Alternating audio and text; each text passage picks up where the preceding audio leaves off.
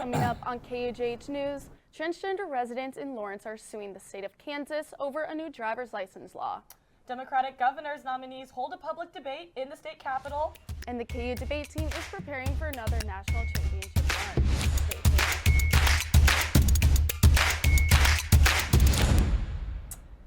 Good morning and welcome back to KUJH News. I'm Emma Noble. And I'm Annika Gustafson. Changes in Kansas law affecting transgender people are now working their way through the courts. In the meantime, they are causing chaos for the people affected. KUJH's Clarissa Rodriguez joins us in studio now to explain what those laws and a court ruling could mean for transgender Kansans. Clarissa. Thanks, Emma and Annika. Senate Bill 244, commonly known as the Bathroom Bill, mandates that Kansans use bathrooms and locker rooms based on their sex assigned at birth. Additionally, their driver's license and other forms of ID must match their sex assigned at birth. But transgender Kansans are pushing back against this law. While some transgender people wait to see what the Kansas courts will decide, others told me they've simply decided to leave. I have lived until today my entire life in the state of Kansas. But for my state making it clear to me that I'm unwanted there, it's something no one should have to live with. I had planned on leaving the state since the quote-unquote Women's Bill of Rights back in 2023, which was the first time they tried to ban changing sex designation on state IDs. Two transgender men from Lawrence are challenging the laws. Court documents identify them only as Daniel Doe and Matthew Moe, are suing the state of Kansas over a new law that invalidates driver's licenses with gender markers that don't match a person's sex assigned at birth. The plaintiffs say the law forces them to change identification documents that reflect their current gender identity. The lawsuit was filed in Douglas County District Court and is backed by attorneys from the American Civil Liberties Union. The idea that being just present in a restroom with someone else who's minding their own business, I don't know how the mere presence of somebody who, even if you disagree with how they live their life, that doesn't offend anybody's privacy or safety. This law restricts which public restrooms transgendered people can use in government buildings, libraries, public schools, universities, and parks. It also allows people to file lawsuits against someone they believe is using the wrong restroom in these public spaces. Injunction due to speculation of harassment. We were harassed during that middle zone while we were, still using the men's restroom. I personally have faced harassment and just mostly getting called names and slurs. Kansas Attorney General Chris Kobach's office has not responded to email or phone calls about this case. However, he did agree to extend the change in driver's license until March 26th. The changes required under Senate Bill 244 don't come cheap. The governor's office notes the expense of having to modify existing buildings and public facilities to comply, and transgender individuals note the new fees they'll have to pay for new documentation from the state. It ended up being very expensive for me.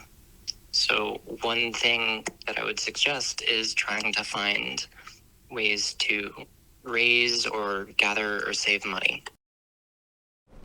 A Douglas County judge heard arguments last week about whether to temporarily block the law while the case moves through court.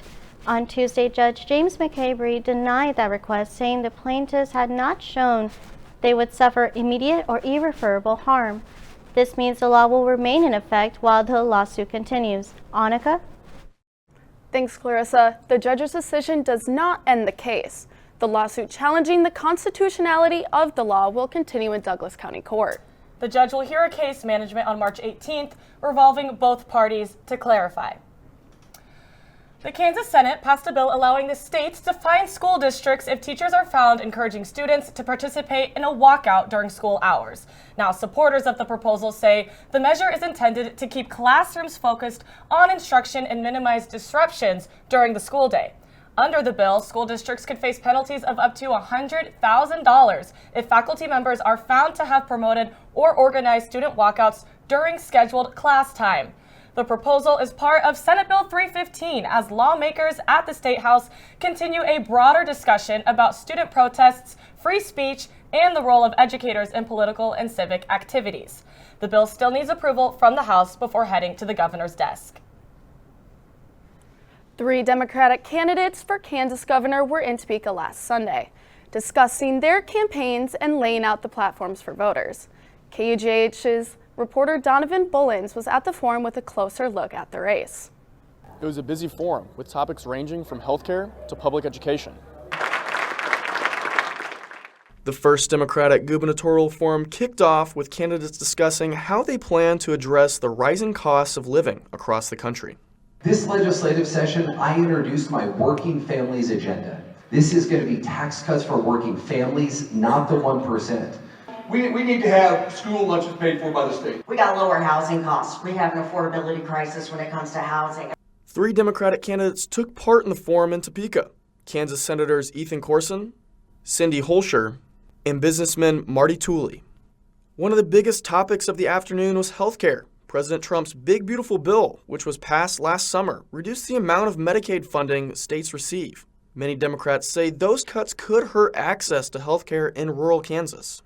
Medicaid expansion needs to happen in our state. There's no doubt about it. The hospitals, as we all know, are one of the largest employers of any county out there. Politicians are making dangerous cuts to our programs, Medicaid and Social Security. That's hurting us. No parent should have to choose between making choices of buying groceries or getting your child's medicine, and that's what we see a lot of people facing. Kansans should be able to get the care that they need without going broke and without driving for hours to see a doctor. Solutions for improving public education vary, from increasing school funding to providing state-funded school lunches. I joined with a group of advocates and literally walked from Shawnee to Topeka twice to advocate for funding for our schools. We have to build our teacher pipeline. We can't continue the way we are after this loss of teachers, and if we want our schools to be strong. Kansas right now has the second highest percentage of teachers leaving the profession every single year. So we need to pay them better, and we need to make sure that they have a secure retirement. We're going to need to make sure we address the food program and the food programs we serve our kids. Nobody here wants to eat a school lunch, I promise you. We've all been there. The forum is one of the first opportunities for voters to hear directly from candidates as they make their case for governor ahead of this year's primary election. There'll be more debates from Republicans and Democrats as the countdown to the primary begins, and we'll be sure to cover those as the election cycle continues. Working for you in Topeka, I'm Donovan Bullins.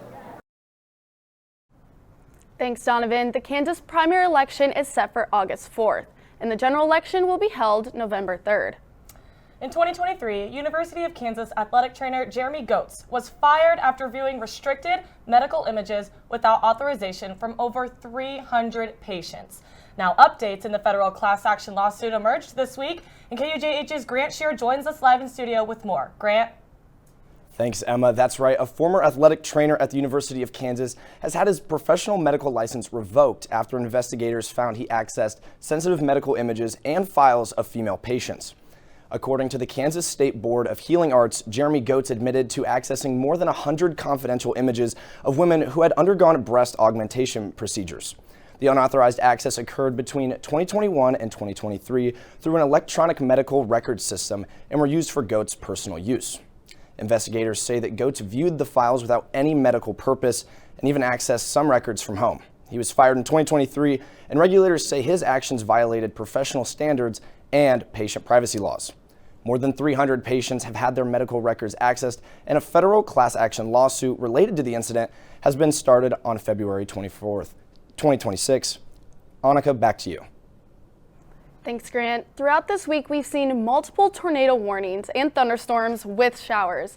Weatherman Aiden Vaught joins us live in studio now with our first update of the forecast. Aiden, how's today looking?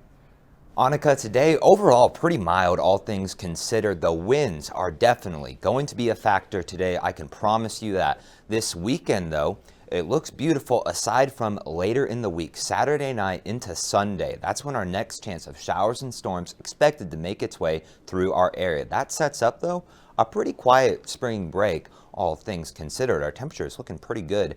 later in the week. Right now, we're at 49 degrees, warming up to as high as 61. But with those wind chills, we're going to be feeling like it's almost freezing outside. Winds blowing sustained out of the southwest at about 20 miles an hour, as high as 25, gusting as high as 45 miles an hour. Emma, it is so windy out there, I can't even lie. Aiden, you're telling me, trust me. Now, you're going to be back later in the show with a more detailed weather update. And speaking of weather, spring break starts Monday, and many college students are planning vacations outside of the Sunflower State. But trip planning does not come easy. Rising travel costs and safety concerns may play a role in where students might end up. KUJH's Jack Kenna spoke with professionals and students in the area to find out more about these impacting spring break factors. For many college students, spring break is a chance to escape the cold and relax somewhere warm. I think one of the big things for my friends is that we want to go somewhere warmer than Kansas. But the warmer spring break destinations could come with higher prices. But to some, it's worth it. For spring break, I'm looking more for a location that I know I'm going to enjoy. And sometimes that means spending a little bit extra, more of my own money to make those experiences and make spring break worth it. While others know tips to avoid the high costs. Sometimes you can find it for lesser, and if you're willing to, play around with your dates or look at a connection, that definitely helps bring the cost down. But price isn't the only factor playing a role in spring break travel this year. With conflicts happening around the world, some travelers may be skeptical about going abroad. I think my family is a little bit nervous, especially my mom. But experts say many major tourist destinations are still safe. These areas really rely on tourism, and so it's in their very invested interest to keep safe for the U.S. travelers to go down and visit them. And before your trip, experts recommend sharing your travel plans with others and checking trip advisories before you head out the door. Reporting for KUJH News, I'm Jack Kenna. Thanks, Jack. Spring break for students at the University of Kansas runs from Monday, March 16th to Sunday, March 22nd. Coming up after the break, how artificial intelligence could impact tribal communities and the conversation happening right here at KU. And the Big 12 Conference is implementing some new groundbreaking technology. Stay tuned.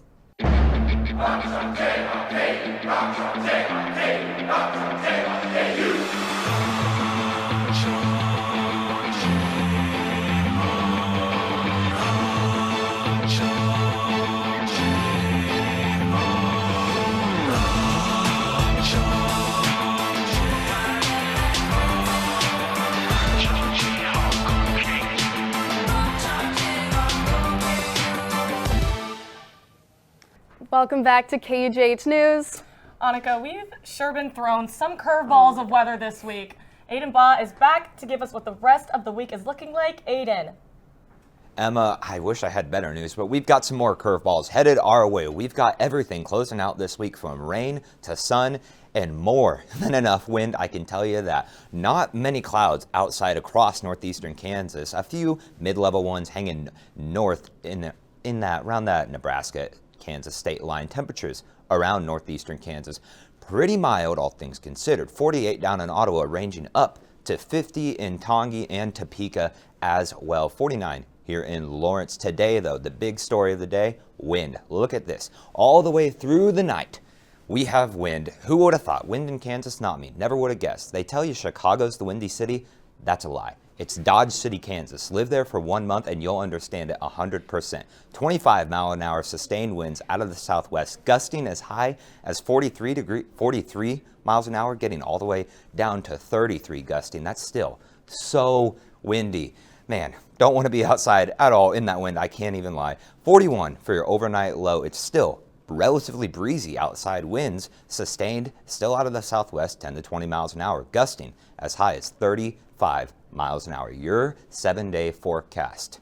Look at this. We've got sunshine until Sunday. Now, you may be noticing a trend here. We get lots of days of sunshine, warming up temperatures, and then we get showers and thunderstorms, and then immediately after, our temperatures drop sharply. That's a quick lesson in atmospheric science right there, what I've been trying to learn for 4.5 years at this point. Temperatures warming up to 67 on Saturday. Best chance of showers come Sunday. Monday, 39 degrees, overnight low of 23, warming back up midweek for your spring break, 68 degrees. Annika. Thanks, Aiden. And while we're over here trying to predict the weather, researchers at KU are trying to predict the future of AI. KU hosted the Sovereign Futures Conference last week, focused on data sovereignty and the issues AI presents to tribes across the country. KUJH's Kaden Baird spent both days down at the conference asking panelists and organizers the importance of Indigenous data sovereignty in today's world. Environmental justice initiatives, human rights and environmental and climate initiatives, and this is where we work collectively as Indigenous. AI is a hot topic across the U.S. and the world, and Native communities are no different.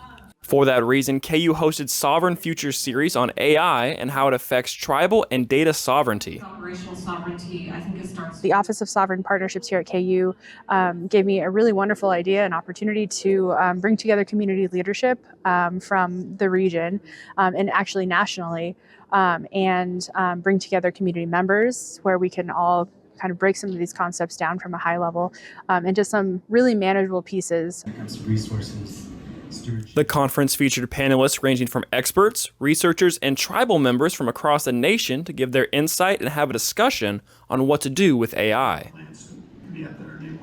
I think it's a really amazing opportunity for tribes to understand that this is an opportunity for them to shape their tribal data governance infrastructure in a way that is rooted in their own cultural values, and that there's not one approach to doing this, nor is there any wrong way to do it. I would say 100 tribes to. At the end of the conference, panelist Viswatej Attili gave a powerful speech on what AI could mean for Indigenous communities. They used ink and paper to take our lands. In the 1900s, they used radio and film to take our stories. Now it is our turn to use AI to take them all back. Thank you. For KUJH, Kaden Baird. Thanks, Kaden. If you missed this year's conference, don't you worry, it's an annual event. But there will be a new topic of discussion come next March. Coming up on KUJH Sports, the KU baseball and softball teams have begun their seasons. And KU basketball is preparing for their tournament conference run. Stay tuned. KU supports community, creativity, Kansas. The University of Kansas provides statewide medical outreach, first responder training, cybersecurity protection, childhood development support, and economic gains amounting to over $7 billion every year. Every day, Kansas Jayhawks serve the world by creating a better future. The world is safer, healthier, stronger because of what KU creates. Welcome to KUJH Sports. I'm Trevor Burns, here to give you the latest on Kansas athletics and beyond.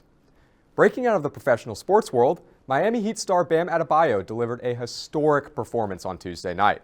Adebayo dropped 83 points in an 150-129 win over the Washington Wizards, the second highest scoring game in NBA history. Only Wilt Chamberlain's 100-point game in 1962 ranks higher. Turning to the NFL, the Kansas City Chiefs are making moves this offseason. The Chiefs signed Super Bowl champion running back Kenneth Walker to a 3-year deal, adding a major weapon to their backfield. They also bring back tight end Travis Kelce on a 1-year deal, keeping the longtime connection with quarterback Patrick Mahomes. Lastly, the final game of the WBC took place last night between Italy and Mexico, with the USA's WBC life on the line. Italy came out with the win, meaning both the USA and Italy advanced to the quarterfinals. The USA continues their quest for the title tomorrow against Canada. Former Kansas golfer Gary Woodland is opening up about his battle with PTSD, following his brain surgery in 2023 to remove a benign lesion.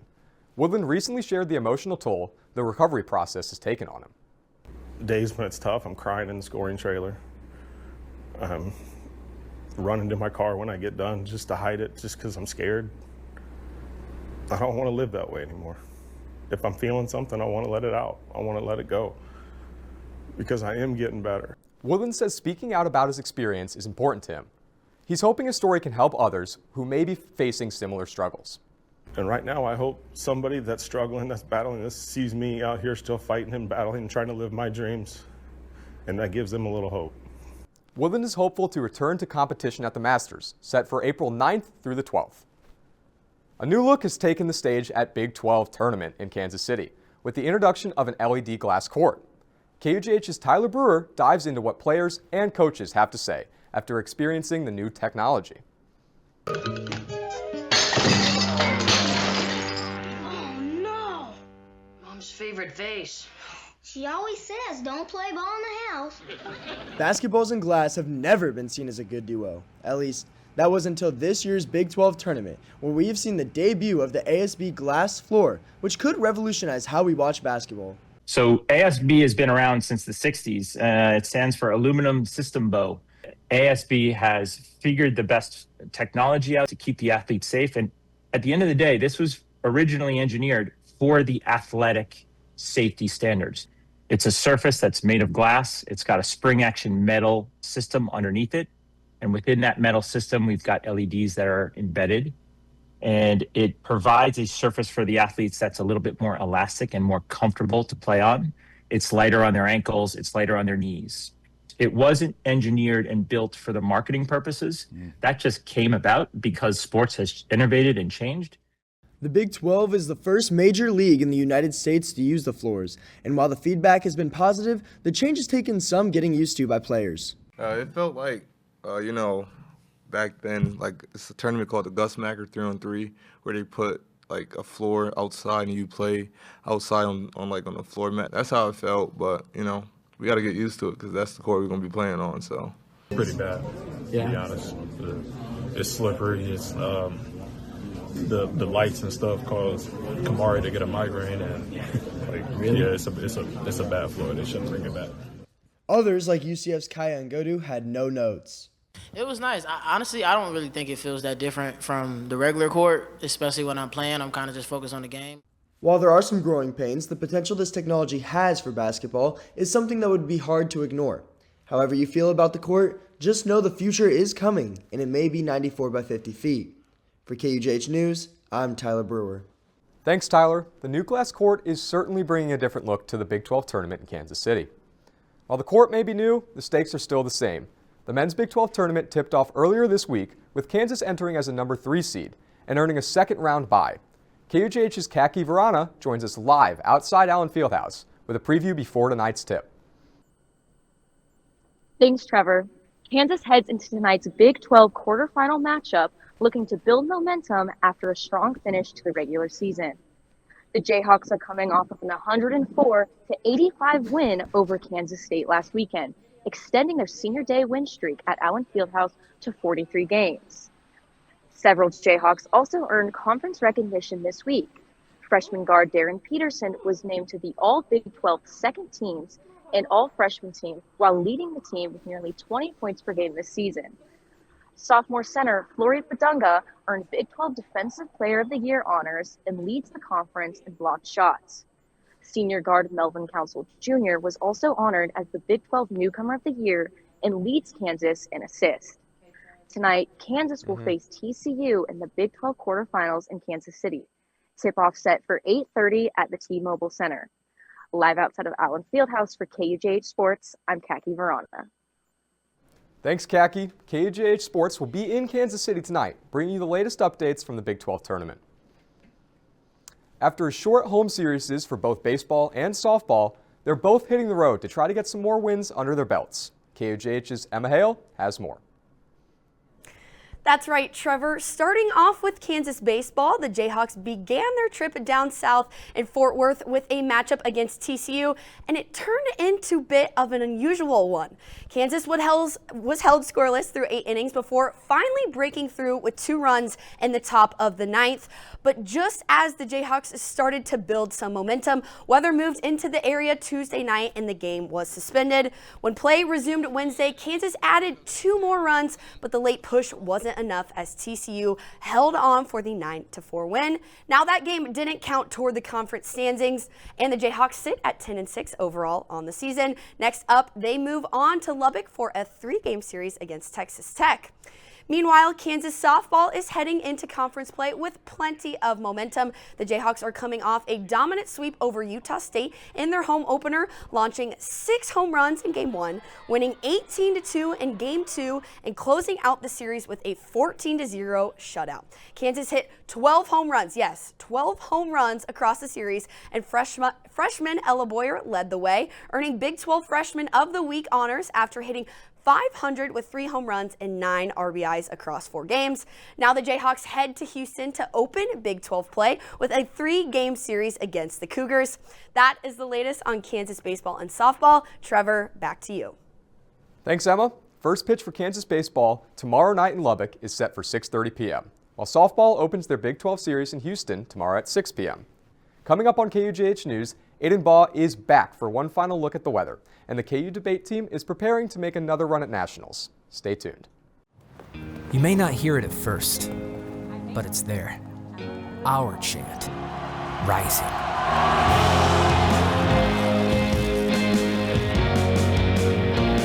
On this summit, callings converge, voices unify into a chorus that sounds out for good.